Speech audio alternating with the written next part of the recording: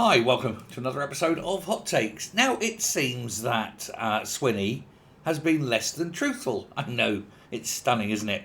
But Douglas Alexander has now fired a broadside against him. He's accused John Swinney of, quote, not being candid, which of course is political speak for lying.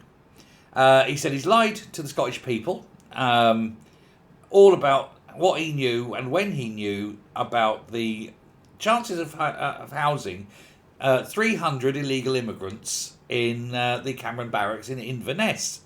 Totally inappropriate place to put them, as it is stuck between two local schools. And we all see what happens week in, week out with these people regarding, say, children, for example.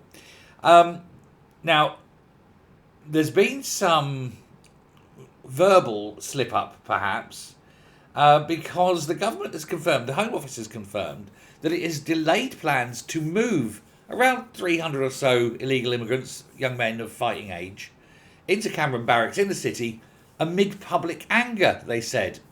That's very interesting. Previously, they said it was because the facilities weren't up to scratch, they weren't good enough for soldiers, but not good enough for illegal immigrants. But that line seems to indicate that actually, no, it was the rejection by the public, by the good people of Inverness, who seem to have taken objection to having these people here, and so were very voluble, very angry, and very present on the streets.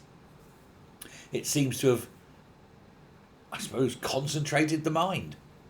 Well, SNP ministers have for some time now and consistently insisted that they were only made aware of the proposals to house these people in Cameron Barracks around the same time as it was announced in the press.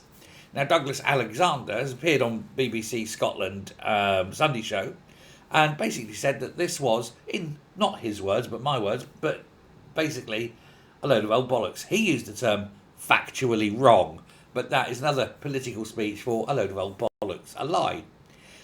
He said the UK government, he said it was wrong, rather it was a lie that the UK government had not consulted with the SNP, the Highland Council or the local health authority. Alexander said yes, Douglas Alexander said yes they had. He said that they'd all been informed prior to any public announcement, about a month in advance. He said John Swinney was suggesting that wasn't the case.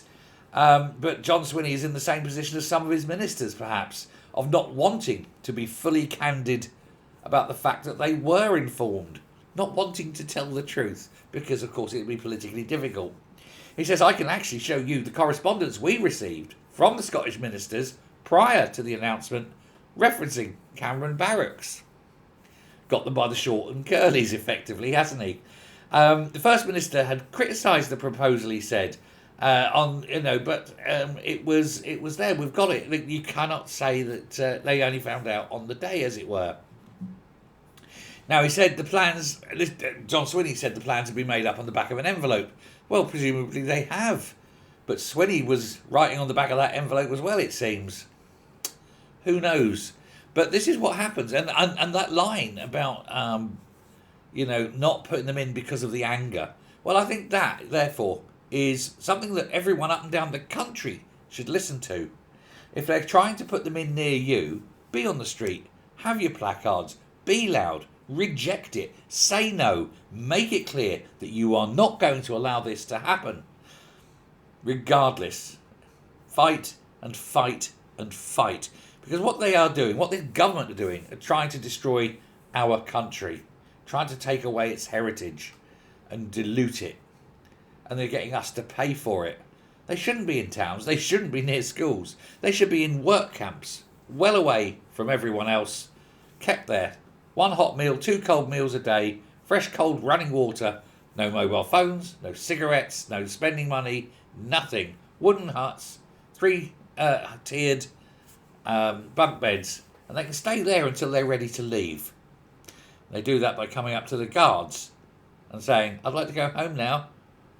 And we fly them home. I'm even willing to pay the flight. And then they can tell people exactly what they expect when they come to Britain. And it isn't no more a life of luxury. Let me know your thoughts. Thanks very much. Goodbye.